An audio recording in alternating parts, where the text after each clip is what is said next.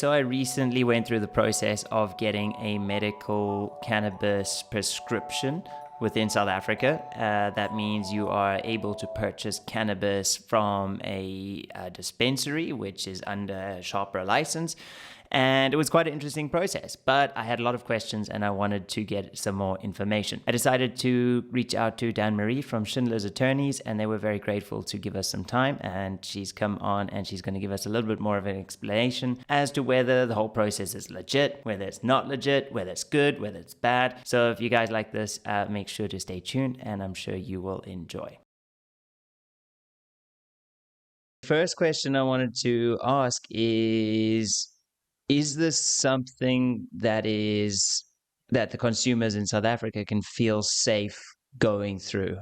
It's fairly new to everyone. Sure. So to answer this question, we have to just start at the beginning as always, and that is the fact that Section 21 is not a new process in South Africa under medical law. So Section 21 applications refer to you and your medical doctor making an application to SAHPRA, the South African Health Regulatory Authority, Health Products Regulatory Authority. And then what they do is that they will give you the permission to access an unregistered medication. And that has always been the purpose of a Section 21. And in past, it's been utilized by various patients with cancer or epilepsy, etc., to try and get hold of medications not freely available in South Africa to try and see if it assists with their symptoms and diseases. So this has always been part of our law. And then what happened is what we've seen in the last few years, and especially opening up in South Africa, is the possibility for you to apply to SAHPRA together with your medical practitioner in order to access cannabis as an unregistered medication. So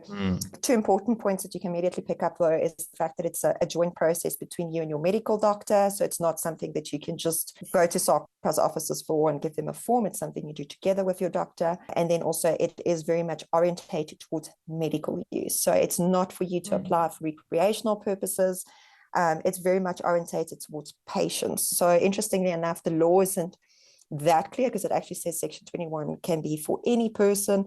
But if you actually go onto the Section 21 application forms from SAHPRA, it's very clear that it refers to patient and medical doctor specifically.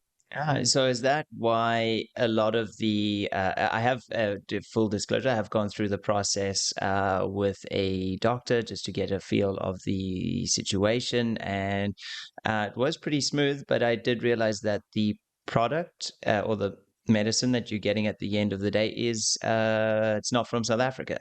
Yeah, so that's been quite an interesting point in South Africa, and being quite heavily debated actually in the medical and pharmaceutical fields and industry at the moment, but that's exactly it. So it's focused on as an unregistered medication, and most of the doctors will try and give you something with a very specific type of spectrum. So what I mean by that is like a specific THC versus CBD content, that sort of thing. And then also the method of application will also generally be prescribed by your doctor based on your condition. Because, for example, if you're dealing with pain, it will likely be ingested, versus if you're dealing with skin cancer, it's likely a topical. And then, of course, your doctor would want to make sure that you get hold of something that they can trust is actually going to do what they're hoping that it will do. So a lot of these products are, for example, really highly concentrated CBD products from overseas manufacturers that isn't the CBD registered CBD manufacturer in, for example, with in the American or UK or EU type of industries and jurisdictions. And then we import those sorts of products with patients for them to then start their process as well. So is this because they don't have, because we've got medical facilities growing medical cannabis in South Africa, but is it just because it's not a registered medicine? Is that why they have to export all of that product, or are they hoping to eventually have the local product introduced as a medicine that can be applied under Section 21? So what happened is from 2019, what SAHPRA did is that it allowed you to apply for what is a Section 22A license. So that is for you to be a registered and licensed cannabis grower, manufacturer, importer, or exporter, depending on what type of application you do. And then these legal cannabis cultivation facilities, predominantly in the South African market, is exporting, as you say, at the moment. And it's very much one of two reasons. One, the international market is just very, very much active in comparison to South Africa. So there is, especially in the European medical markets, very, very active at the moment as they start to research cannabis use in medicines very, very highly in the pharmaceutical industry. So a lot of these facilities, when they applied for their licenses, were also only issued their licenses under the impression or the promise that they will actually be liaising with a standing client. And at that time, especially around 2019, your only standing clients legally was your international market, your international pharmaceutical companies. And we do see that slowly changing, and we very much hope it will. We really hope that our South African licensees will have the opportunity to really be the suppliers for the South African market. I mean, naturally for various reasons, but just, the fact that we really want to see local economy boosts, we want to see local job creation. And so these things we hope is going to take place in future. What really will happen in future with regards to these applications and facilities is very much up in the air. There's talks about possibly moving cannabis into its own special type of application under a Section 21A, for example, and bringing and introducing a new section just pertaining to cannabis. Further, alternatively, do we then call for cannabis to be registered maybe? So these type of questions, so that it steps out of the Section 21 unregistered medicine domain and steps into the registered medications, which in fact will also make accessibility a lot easier, as we've just discussed, because once it's a registered medication, it's so much easier for South African manufacturers to jump on board as well. It can't be cheap importing product as well into the country, flying it in. Probably a lot of shipping paperwork and things like that. So I can imagine there's going to be cost saving for the consumer at the end of it. Are we in a position that California was sort of 6-7 years ago when there was the medical cards going around and they started introducing it? And I don't want to draw down on what Shopper's doing or any of the businesses, but it was taken in the States as the system was manipulated in a way to just sort of achieve recreational cannabis. I don't think we're there yet. It doesn't look like quite the same image as they had, but do you think it's going to go that way, or are they actively trying to not have that done? It's an interesting question, because I think at the end of the day, the American legal system with regards to cannabis is an absolute failure. I think that's no secret. Many of their role players have admitted to so much, because as you mentioned, it's really just being manipulated to create a recreational market in some sort of legal way. I do also think we're in a very unique position in South Africa. And what I mean by that is that our recreational rights were actually recognized in advance of our medical rights, which makes us very different to other jurisdictions. And true. What we as cannabis activists and communities are pushing for is for there to remain a distinction. Because in my mind, especially, if I'm a medical patient and I am looking for a medical product, I would love for that to be at a specific standard, for it to be stable, for it to always be exactly what I want and need it to be as a medication. But for my recreational use, I don't necessarily need such high standards to be applied. It's not that I'm trying to treat an illness. I'm using it, as an adult in my own free time of my own free will. And that changes things a lot. And it should naturally also change the standards to which these products apply, because the more standards, the more paperwork, the more expensive, as you just stated, And a Section 21 is not necessarily a cheap route for you to access cannabis. I think if you, so for our viewers in South Africa, I do honestly believe it's cheaper for you to rely on your recreational rights, grow your own in your own private space, than it is for you to go for a Section 21. What I do pick up, however, is that in South Africa, with this gray area of law at the moment, it creates a lot of uncertainty, and uncertainty creates fear. And what we find is that a lot of people are trying to access cannabis card Section 21 applications simply for the reason that they are fearing the police, that they're fearing that they'll get stopped or questioned about their medical, about their cannabis use, and at least they can then provide a medical card or a medical provision that states they're entitled to that. They feel a little bit safer as users in that regard, but that's not the ideal. We don't want to be in a position where people have to pay to have their rights recognized. We rather would be in a Yeah. position where medical patients feel safe enough to walk around with their cannabis, regardless if they've got a medical card on them, and for recreational and private adult users to be in a position where they can freely use it in private and in their private space. It irritates me because you're so right that it is that element of.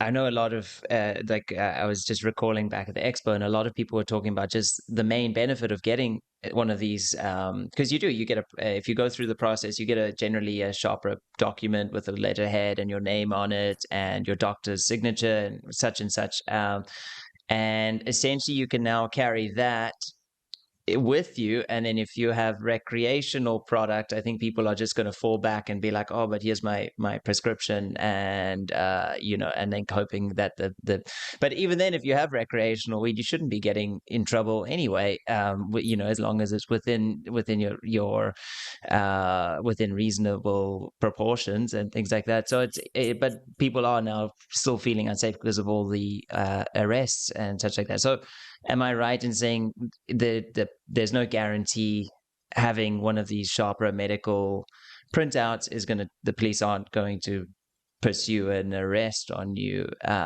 whether or not, I mean, it's a very vague question, but Fortunately, I mean, Andrew, I think we can say to each other, unfortunately in South Africa, we have seen some abuse of power from the police, specific to cannabis users for various reasons. But at the end of the day, it's exactly like you say, it's nothing at this point really is a guarantee, because as long as cannabis remains in the Drugs Act, the police have some type of authoritarian legislation under which they can arrest you.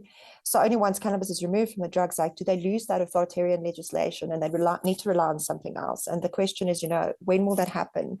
And when will, this be the case? The community's been calling for moratoriums on arrest for years now, since the 2018 judgment, asking us and asking, and us asking government then, please, stop the arrests, or alternatively just make an interim, very good, strong guideline that applies to everybody, so that the discretion is not utilized by police every time, because it's that discretion that is creating that abuse of power and the opportunity for abuse of power.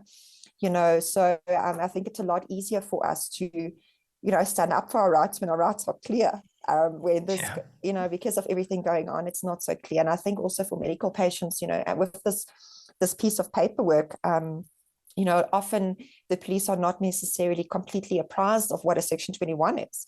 So they might not even know what you're trying to show them, and that might even create a bigger issue at the end of the day, if you're trying to explain yourself and they're not understanding you. So at the end of the day, it's more important for us to focus as a community to getting our rights properly engaged and understood than it is at this point for you to not apply for a Section 21 so you can have that piece of paper in your hand. Because like I say, we are in this unique situation where you actually mean to have your recreational rights, and patients should have their separate rights under a Section 21. A short question. Are they allowing the Section 21 cannabis licenses to be granted to kids, to minors? Yes, absolutely, they are. And there's some really exciting work being done by medical practitioners in South Africa. So we currently, if I'm correct, I think it's 2 clinical trials, could be more. I'm aware of 2 clinical trials in South Africa at the moment with cannabis, which includes child patients. And we are aware of children who has applied successfully under Section 21 and treating the illnesses and diseases. And that's also a really important distinction to understand, because in law in South Africa, your recreational right only starts and commences as an adult. So you cannot recreationally provide your child at this point in time with cannabis, even if it's for health reasons, etc. Technically, at this point, it's illegal. Where if you're providing it for your child with a medical practitioner under a Section 21, they are fully entitled to be recognized as a patient. Oh, that's wonderful. And then in sort of closing, is there something that you would like Sharper to be doing differently with regards to their outline and their plan going forward with these medical licenses, tightening up controls or loosening up controls, or just a whole different angle entirely? Yeah, I think SAPRA has really been in media from the cannabis community for a while now. Some have really criticized them heavily as being guard dogs of the actual cannabis industry needing to develop. But at the end of the day, we can't lose sight of how important SAPRA's job is. SAPRA's job is to make sure that the medications which is dispensed to you biomedical practitioners and pharmacists are safe products. And I think that's a really important job, and we can't downplay that. That being said, however, I personally would love to see that a separate and individual process be developed for cannabis alternative for it to become a registered medication, simply also because we are concerned about abuse of Section 21. And we're also a bit worried about Section 21 application also getting congested with regards to patients who's applying for really serious medical issues and those who are using cannabis as an alternative medication right now. So to us, there's a distinction. We want cancer patients and these sorts of people to quickly access whatever they need under Section 21 and not get for Section 21 applications to congest the process because, and for it rather to become a registered medicine or for its own process to apply it all. And also I think by them giving it the sufficient attention it needs in that regard, will also then open up the opportunity for them to bring in rules that you might have to use South African registered facility and product, like let's see how far we can push this in terms of supporting local and really getting the South African economy up and going. But right now for us, just a dedication to seeing how they can mainstream this process for patients. And don't get me wrong, the feedback we've received so far is that SAHPRA is really quick with the Section 21s. They're very professional, very quick turnaround time. So we have to compliment there with regards to that. But we would like for it also to see it becoming more of a norm in its own standardized process as this really foreign, or not foreign, but really extra and excessive process for you to apply for an unregistered medication. Because just by the way, that also brings certain requirements in with it. So your doctor can't just go, we want to give her this, just try it. You actually then doctor also has to report back to SAHPRA, and your medical doctor is meant to give some feedback to SAHPRA to say the medication's working, we are monitoring, it's not working, the patient died, whatever the process is, they have to follow their processes also to report back. So, and then to question, is it necessary?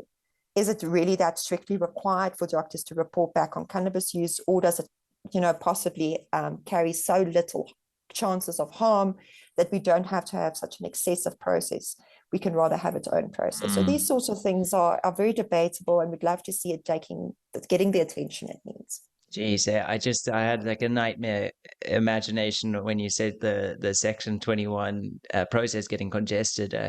Like the driver's license situation at the moment where it's, they're just unable to register cards. I mean, imagine that's now you're not able to register foreign imported medicines or foreign imported medical devices or however far the scope of the policy extends. It just could be a really, really severe consequence for people desperately in need. And it's unfortunate that we have to be in that position to even that some people may want to abuse that process in the eyes of the law. But I also think there's reason to believe that it's not abuse. It's kind of just getting what may be that probably should be in our rights anyway.